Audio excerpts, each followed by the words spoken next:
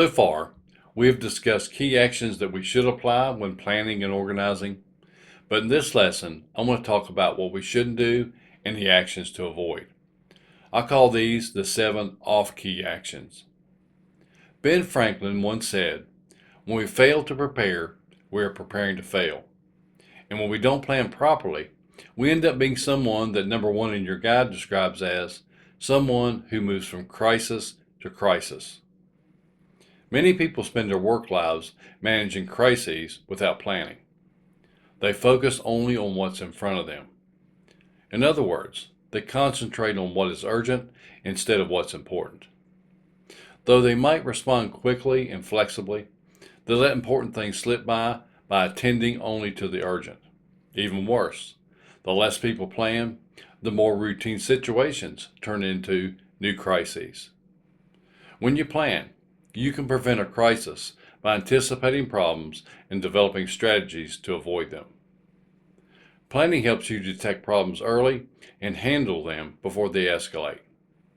Planning also helps you anticipate opportunities and capitalize on them. Off-key action number 2 is found by someone who procrastinates.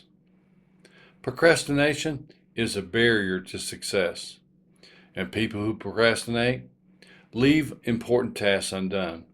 They miss deadlines. They don't fulfill commitments. They often leave tasks until the last minute and then make mistakes in a rush to get them complete.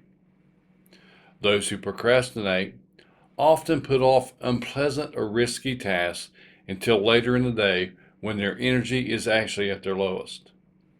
They often come to meetings and presentations unprepared, wasting other people's time. They often put off ordinary action items so long that they turn into a crisis. People tend to work on tasks they enjoy and put off tasks they don't care for. And as a result, they don't always do work that contributes to their priority goals. When scheduling the items on your to-do list, plan a balance of activities that will lead to goal accomplishment and enjoyment. Discipline yourself by setting deadlines for completing tasks that you tend to put off. Then, you'll have the more pleasant things to look forward to.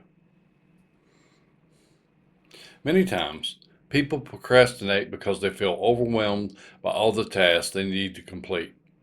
They don't know where to begin, so they don't do anything. To help you get started in these situations, try this. Do the small tasks first. Don't put these items on your to-do list or your do later pile. Earmark items that cannot or should not be immediately addressed for your later pile.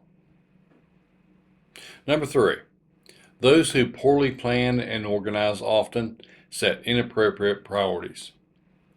Though people generally agree that the most important things should be done first, getting off target and pursuing activities inconsistent with individual or organizational goals is easy.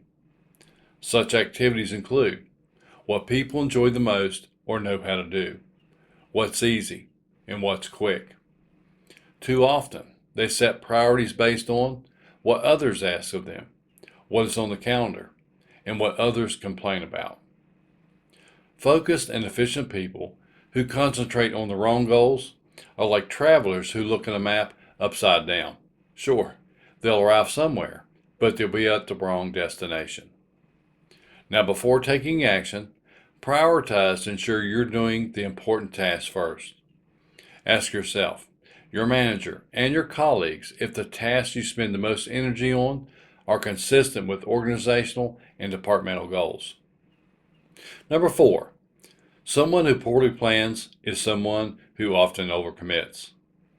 When people attempt too much, the cost can be great in terms of missed deadlines, broken commitments, damaged relationships, wasted time, theirs and others, frequent overtime without ever catching up, increased stress, burnout, and health problems. There are many reasons why people overcommit. They try to please others and have a difficulty saying no. They think everything is important and must be done. They fail to delegate work. They overestimate how much can be done in a given amount of time. So, how do you avoid becoming overcommitted? Say no politely and firmly when you have a more important yes on your agenda. Prioritize by identifying what's really important and what's not. Then drop the unimportant activities. Delegate effectively. And when scheduling, estimate the time needed and build a cushion to account for the unexpected. Number 5 in your workbook. A poor planner is someone who doesn't anticipate risks and opportunities. Even the best plans can be thrown off track unless people take precautions. When people don't anticipate possible risks, routine issues become crises that divert attention from other priorities and cause stress to build. Moreover, people who don't anticipate opportunities often miss them altogether or can't take full advantage of them. Good organizing and scheduling means preparing for risks and opportunities and developing backup plans. Of course, you can't always predict a crisis, but with careful planning, you can at least reduce its impact. Those who display off-key action number 6 are those who fail to take advantage of available resources. Many people fall into the trap of repeatedly using the same resource. And a person who's been successful in the past might be tempted to ask, well, it's worked for me in the past, so why should I use a different resource or assign somebody else? It's a good question. However, overdependence on limited resources can be risky if a person or piece of equipment is no longer available in the future. In addition, overuse might burn out the person or the machine. Others fail to make the best use of resources by trying to do too much themselves. Now, this can be tempting if we don't trust others to do a good job or have difficulty sharing control. Failing to delegate reduces productivity and misses key opportunities to develop resources for the next assignment or the next project. Now here, I'm speaking mainly about the human resource. But let me ask you a question. How will someone ever learn if they aren't given an opportunity? If I'm afraid to delegate, the best way to overcome that fear is for me to think beyond the moment and weigh the immediate risks and the future opportunities. As organizations cut budgets and downsize, taking full advantage of all your resources is critical. So leverage every person, piece of equipment, and your supplies for optimal outputs. And finally, off-key action number 7 describes someone who fails to coordinate schedules and activities with others. Even the most elegant plans fail if they're not communicated and integrated across work units. Clear communication is essential to coordinate schedules, avoid redundant efforts, and gain buy-in from stakeholders. If schedules are not coordinated, output from one unit will not be ready for input from the next unit. Without gaining buy-in, people will resent not being included and might subconsciously or even consciously sabotage your efforts.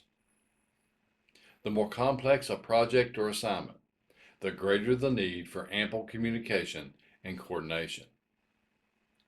Before finalizing a plan and schedule, gather information and gain buy-in from key partners. This will encourage ownership of tasks and accountability for results. I'm sure you can think of many other off-key actions, but these 7 that I just shared are common ones to become aware of. Not everyone is meant to lead or manage people or projects, but those who are must remain aware of the 5 key actions to do and the 7 off-key actions to avoid if they ever want to become great planners and organizers. Join me in the next and final lesson on the overactions to watch out for.